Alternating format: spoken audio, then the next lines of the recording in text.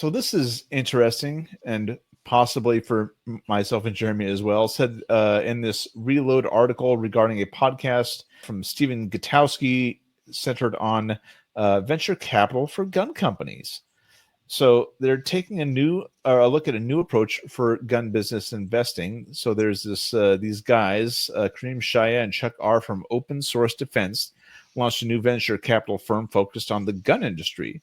They joined the show to explain why they decided to take the traditionally tech-focused approach and apply it to the self-defense companies.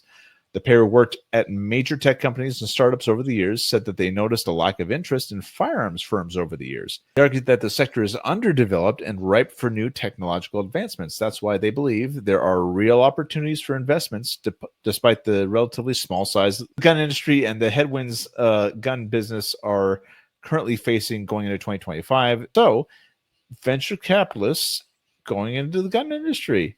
I mean, gun industry is a $90 billion a year industry. Yeah, and I think they're on the larger side, but I think if they're wanting to do startups is a completely different kind of animal. And you can get away with investing a lower amount, and as long as everything works out, it can end up rewarding quite a bit. You can't like venture capital into like fucking Springfield or Remington or something like that. This is for those smaller companies that have unique products that can really make a big difference. Yeah. I don't know, man. I'm not a huge fan of open source defense. I think they have some views that I don't 100% agree with. I don't think that they're shady or bad or anything. I just don't necessarily agree with some of their points. And I don't fucking trust people that come from big tech. So which point specifically do you have issue with? Some of it's like behind the scenes stuff. Like that when our 200,000 Facebook account got stolen, that Chuck guy was the guy who was supposed to